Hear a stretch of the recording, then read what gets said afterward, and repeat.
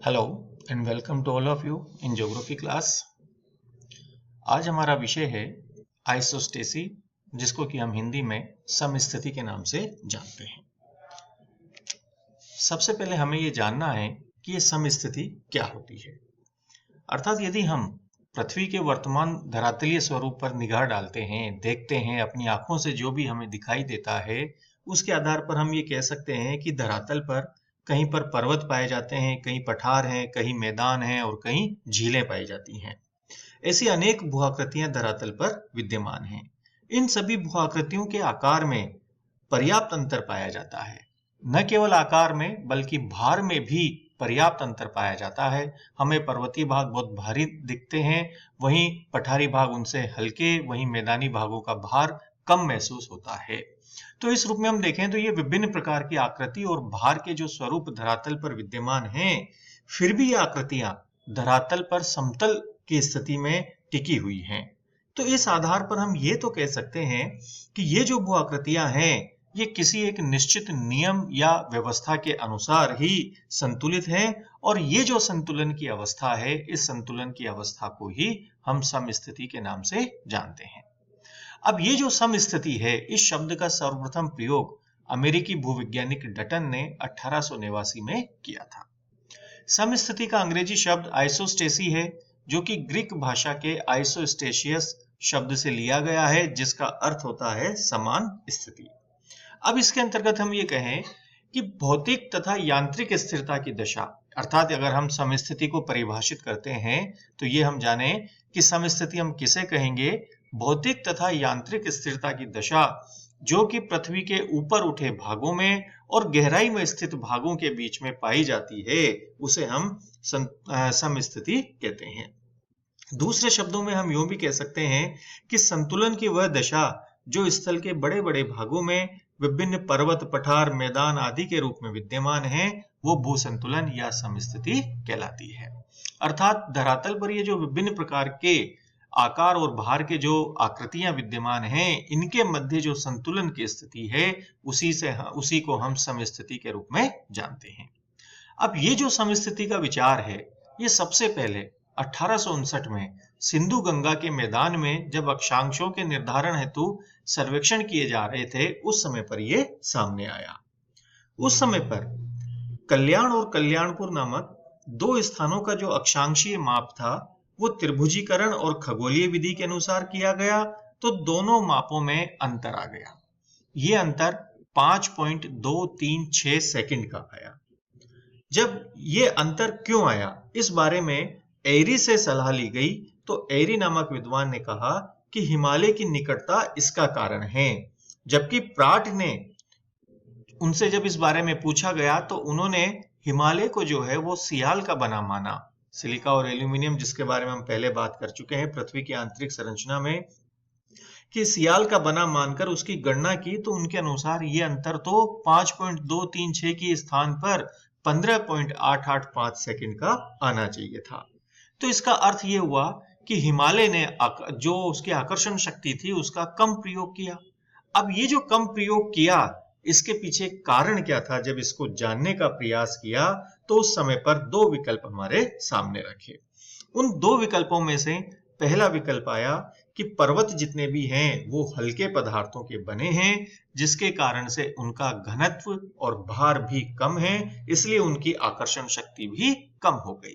लेकिन यदि हम देखें तो वास्तव में यह तथ्य सही प्रतीत नहीं होता है। वहीं दूसरा ये बात आया कि हिमालय के ऊपर जो अत्यधिक पदार्थ का संतुलन है, उसके नीचे कम घनत्व वाले पदार्थ से हैं, जिसके कारण से उस समस्त पदार्थ का जो भार है वो कम हो गया और आकर्षण शक्ति भी कम हो गई। तो इस प्रकार से हम कहें तो धीरे धीरे ये विचार आने लगा कि जो पर्वतीय भाग जो हमें दिखने में इतने भारी लिखते हैं, ये वास्तव में उतने भारी है भी या नहीं है। तो इन्हीं विचारों को लेकर के ये जो सिद्धांत विकसित हुआ है, उस सिद्धांत को ही हम समस्थिति या संतुलन के सिद्धांत के रूप में जानते हैं। इस संबंध में सबसे पहले अगर हम बात करें तो दो महत्वपूर्ण विचार सर्वाधिक महत्वपूर्ण आते हैं, जिनमें सबसे पहले तो आता है एरी का और दूसरा आता है प्राट का।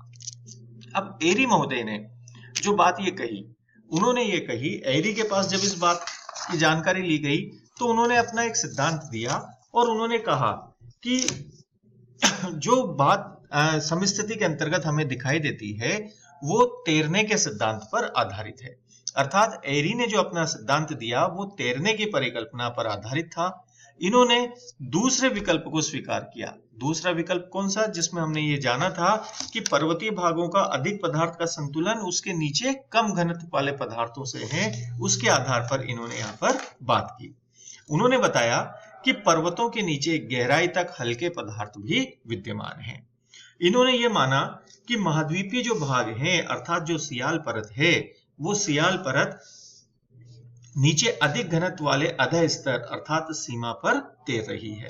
इन्होंने एक उदाहरण देते हुए कहा कि जिस प्रकार बर्फ का एक टुकड़ा जब जल में तैरता है तो उसके एक भाग को ऊपर रहने के लिए उसके 9 भाग को जल में डूबा रहना आवश्यक होता है, उसी प्रकार इन्होंने कहा कि सियाल को सीमा के ऊपर रहने के लिए उसके 9 भाग को, यानी कि सियाल जितना ऊंचा धरातल पर हमें दिखाई दे रहा है इसका 9 गुना भाग सीमा के अंदर अर्थात अधः स्तर पर डूबा हुआ होगा। इसलिए इन्होंने ये कहा कि सियाल सीमा पर तैर रहा है और जो भाग जितना ऊंचा होता है वो उतना ही अधः स्तर में डूबा होता है और जो भाग कम ऊंचा होता है उसका कम भाग डूबा होगा। अर्थात जितने भी धरातलीय भाग हैं इन धरातलीय भागों का घनत्व तो बराबर होता है किंतु उनकी गहराई में अंतर पाया जाता है। ये बात एरी ने कही। इन्होंने एक लाइन के अंदर भी अपने सिद्धांत को समझाया कि uniform density with varying thickness अर्थात समान घनत्व किंतु गहराइयों में अंतर, और जो धरातलीय भाग हैं ये गहराई तक जड़ रखते हैं। ये एक डायग्राम के अंतर्गत हम यहाँ पर देख सकते हैं कि जो भाग हमें धरातलीय भाग जितना ऊंचा दिखाई दे रहा है, यदि हम देखें तो ये धरातलीय भाग सर्वाधिक ऊंचा दिखाई दे रहा है, तो ये नीचे की ओर यानी कि सीमा में उतना ही अधिक ये डूबा हुआ है और जो भाग कम ऊंचा है वो कम गहराई तक डूबा है। इस प्रकार से हम इनकी विभिन्न गहराइयों का आकलन करके देख सकते हैं। तो इन्होंने यही बात अपने सिद्धांत के अंदर कही कि जो भाग जितना ऊपर होता है वो भाग उतना ही अधिक यानी कि 9 गुना जितना ऊंचा है उसका 9 गुना भाग धरातल के अंतर्गत डूबा हुआ होगा अर्थात वो अधः स्तर में डूबा हुआ होगा। इन्होंने अब एक प्रैक्टिकल के द्वारा भी अपनी बात को समझाया। इन्होंने क्या किया, विभिन्न प्रकार के लकड़ी के टुकड़े लिए जो कि अलग अलग आकार के थे और भार के थे। इन अलग अलग टुकड़ों को इन्होंने पानी से भरे हुए पात्र के अंदर डुबो दिया। तो इन्होंने देखा कि जो टुकड़ा अधिक ऊंचाई वाला था, अधिक बड़ा था, वो अधिक गहराई तक पानी में डूबा और जो कम ऊंचा था वो कम गहराई तक, और जो और भी कम ऊंचा था वो और कम गहराई तक पानी के अंतर्गत डूबा हुआ है। तो इस आधार पर इन्होंने ये कहा कि जो भाग जितना ऊंचा हमें धरातल पर दिखाई देता है उसका 9 गुना भाग उतना ही अधः स्तर में डूबा होता है और उस आधार पर ही धरातल पर हमें संतुलन की स्थिति दिखाई देती है। अर्थात इन्होंने ये बात कही, हम संक्षेप में ये बात कह सकते हैं कि धरातल पर संतुलन की स्थिति इसलिए है कि जो धरातलीय भाग हमें जितने ऊपर दिखाई देते हैं ये उसके 9 गुने भाग अधः स्तर में विद्यमान है, जिसके कारण से संपूर्ण भाग का घनत्व जो है वो भार समान हो जाता है और धरातल पर एक संतुलन की स्थिति बनी रहती है। अर्थात इन्होंने जो कहा वो कहा uniform density with varying thickness अर्थात समान घनत्व किंतु गहराइयों में अंतर। अब जब यही बात दूसरे विद्वान प्राट के सामने रखी गई तो प्राट ने कुछ अलग ही तरीके से इस बात को समझाया। उन्होंने ये कहा कि हिमालय का यदि हम सियाल का बना हुआ मानते हैं और जैसा कि हम जानते हैं कि सियाल का जो औसत घनत्व है वो 2.75 है, तो उस आधार पर यदि हम इसको सियाल का बना हुआ मान करके चलते हैं तो वो जो अंतर आया कल्याण और कल्याणपुर में 5.236 सेकंड का, उसकी जगह पर ये अंतर 15.885 सेकंड का आना चाहिए था। तो इस आधार पर इन्होंने ये कहा कि हिमालय और उत्तरी मैदान की जब इन्होंने चट्टानों का अध्ययन किया तो इन्होंने बतलाया कि पहाड़ों का जो घनत्व है वो पठारों से कम होता है, पठारों का घनत्व मैदानों से कम होता है और मैदानों का घनत्व समुद्र तली से कम होता है। अर्थात ऊंचाई और घनत्व में उल्टा संबंध होता है।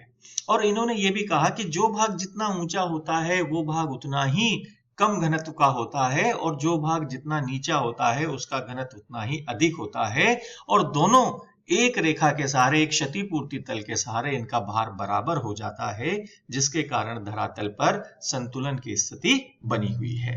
इन्होंने ये भी कहा कि धरातल के नीचे एक क्षतिपूर्ति तल होता है, जिसके ऊपर हमें विभिन्न धरातलीय स्तंभ, अर्थात ये जो विभिन्न धरातलीय आकृतियां हैं, इनके घनत्व में तो अंतर पाया जाता है, किंतु इस तल के नीचे घनत्व समान होता है, जिसके आधार पर इन्होंने ये कहा कि bigger the column lesser the density and smaller the column greater the density. अर्थात जो भाग जितना बड़ा है उसका घनत्व उतना ही कम है, और जो भाग जितना छोटा है उसका घनत्व उतना ही अधिक है, जिसके कारण से एक संतुलन पर ये सभी भाग आपस में टिके हुए हैं। तो यहाँ पर हम एक इस डायग्राम के अंतर्गत ये भी देख सकते हैं कि ये जो विभिन्न अलग अलग टुकड़े जो इन्होंने लिए हैं, इन अलग अलग टुकड़ों को जब इन्होंने देखा कि सब अलग अलग प्रकार के हैं, अलग अलग ऊंचाई के हैं और अलग अलग भार के हैं, लेकिन सभी टुकड़े एक रेखा के सहारे यहाँ पर संतुलन की स्थिति में बने हुए हैं। अर्थात जो भाग जितना ऊंचा है उसका घनत्व उतना ही कम है, और जो भाग जितना नीचा है उसका घनत्व उतना ही अधिक होने के कारण इन दोनों का भार आपस में बराबर हो जाता है, जिसके कारण से धरातल पर संतुलन की स्थिति बनी रहती है। इसको इन्होंने एक प्रयोग के द्वारा भी स्पष्ट किया। इन्होंने विभिन्न धातुओं के टुकड़े लिए, silver, zinc, pyrite, tin, iron, निकल, कॉपर, लेड, इनके विभिन्न प्रकार के धातुओं के टुकड़े लिए और इनको पारे से भरे हुए पात्र के अंदर इन्होंने डुबो दिया। तो इन्होंने देखा कि ये सब टुकड़े जो कि अलग अलग घनत्व के हैं, अलग अलग आकार के हैं, ये सभी एक रेखा के सहारे उस पात्र के अंतर्गत संतुलन की स्थिति में बने हुए हैं। तो इस आधार पर प्राट ने यह प्रमाणित किया कि पहाड़ों का जो घनत्व है वो पठारों से कम होता है, पठारों का घनत्व मैदानों से कम होता है, और मैदानों का घनत्व समुद्र तली से कम होता है। अर्थात ऊंचाई और घनत्व में उल्टा संबंध होता है। जो भाग जितना ऊंचा होता है उसका घनत्व उतना ही कम होता है, और जो भाग जितना नीचा होता है उसका घनत्व उतना ही अधिक होता है, जिसके कारण से धरातल पर संतुलन की स्थिति बनी रहती है। तो इस प्रकार से यदि हम कहें तो एरी ने जो बात कही और प्राट ने जो बात कही उसको हम यहाँ पर एक डायग्राम के द्वारा समझ सकते हैं निष्कर्ष रूप के अंतर्गत, कि एरी ने जो बात कही वो ये कही कि सभी धरातलीय भागों का घनत्व समान होता है। जैसे यहाँ पर हमें ये सभी के अंतर्गत घनत्व 3 दिखाई दे रहा है उदाहरण के तौर पर, कि सभी भागों का घनत्व समान है, किंतु जो भाग जितना ऊंचा है वो भाग उतनी ही अधिक गहराई तक डूबा हुआ होता है, और जो भाग कम ऊंचा होता है वो उतनी ही कम गहराई तक डूबा हुआ होता है। ये बात एरी ने कही। इसके विपरीत प्राट ये कहते हैं कि धरातलीय भागों के घनत्व में अंतर पाया जाता है, और ये भी इन्होंने कहा कि जो भाग जितना ऊंचा होता है उसका घनत्व उतना ही कम होता है, और जो भाग जितना छोटा होता है उसका घनत्व उतना ही अधिक होता है। इस कारण से ये सभी भाग धरातल पर एक क्षतिपूर्ति तल के सहारे संतुलन की स्थिति में बने रहते हैं। तो ये बात एरी ने और प्राट ने इस प्रकार से संतुलन की व्याख्या की कि एरी के मतानुसार, जो कि तैरने के सिद्धांत पर आधारित है, कि धरातलीय भागों का घनत्व समान होता है किंतु उनकी गहराई में अंतर होने के कारण से धरातल पर संतुलन की स्थिति बनी रहती है। जबकि प्राट का यह मानना है कि धरातलीय भागों के घनत्व में अंतर होता है किंतु वो एक क्षतिपूर्ति तल के सहारे उनका घनत्व समान हो जाता है, जिसके कारण से धरातल पर संतुलन की स्थिति बनी रहती है। तो ये बात एरी और प्राट के मत की हमने यहाँ पर आज जानी है। इसी विषय के अंतर्गत जो दूसरे विभिन्न मत हैं उनके बारे में हम हमारी अगली क्लास के अंदर चर्चा करेंगे। Thank you very much.